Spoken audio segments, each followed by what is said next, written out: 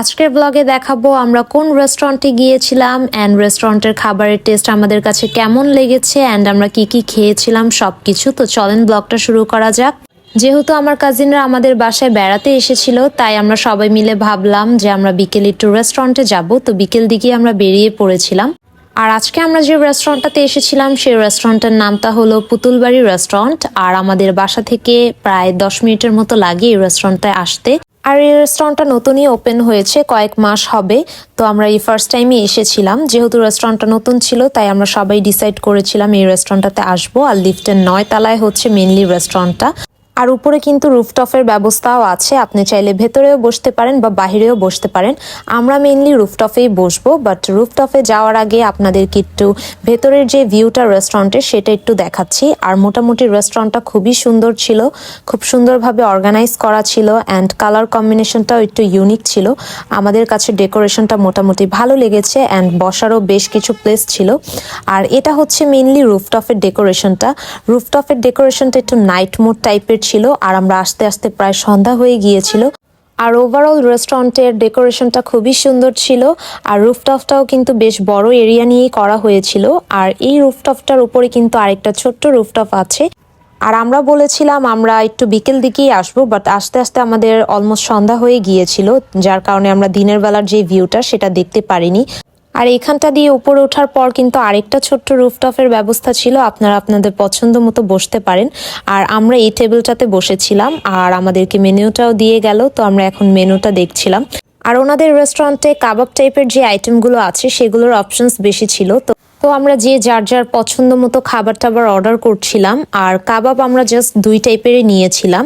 তো খাবার অর্ডার করা হলে এদিকে আমি সবার একটু ভিডিও করছিলাম আর আমরা সবাই খাবার জন্য ওয়েট করছিলাম। আর খাবার আসতে আসতে আমরা সবাই মিলে ছবিও তুলেছিলাম, দেন কিছু ভিডিও করেছিলাম। আর এদিকে আমাদের খাবারগুলো চলে আসলো। ফার্স্টেই আমরা একটা চাউমিন নিয়েছিলাম, দেন ক্যাশিউ নাট সালাদ নিয়েছিলাম, এখানে একটা অন্থন ছিল, দেন আমরা ক্রিম অফ মাশরুম স্যুপ নিয়েছিলাম। আর ওনাদের রেস্টুরেন্টের স্পেশাল 2টা আইটেমও নিয়েছিলাম, যেগুলো হচ্ছে কাবাবের প্লেটার ছিল। তো 2টা আমরা কাবাবের প্লেটার নিয়েছিলাম, যেগুলোর নাম আমার মনে নেই। আর একটা ফিশ ফিঙ্গার নিয়েছিলাম। তো আমরা এই খাবারগুলোই মোটামুটি অর্ডার করেছিলাম। ফার্স্টে ক্রিম অফ মাশরুম স্যুপটা ট্রাই করার পালা, কারণ স্যুপটা যেহেতু একটু গরম গরম খেতে হয়। তো প্রথমেই আমার কাজিনকে ট্রাই করতে দিলাম, কারণ এই স্যুপটা আমার কাজিনের অনেক পছন্দ আর স্যুপটার টেস্টও নাকি ভালো ছিল। আর আমিও ট্রাই করেছিলাম, আমার কাছেও মোটামুটি ভালোই লেগেছে। আর আমার বোন মেইনলি এই চিকেন কাবাবটা নিয়েছিল। আর চিকেন কাবাবের টেস্টটাও ভালো ছিল, বিশেষ করে নানগুলো ওনাদের খুবই ভালো ছিল। আর 2টা কাবাবের মধ্যে এই কাবাবের টেস্টটা বেশি মজা ছিল। আর এদিকে আমার কাজিন ট্রাই করছিল, তো আমি ওকে একটু ভিডিও করছিলাম, তাই ও অনেক বেশি শাই ফিল করছিল।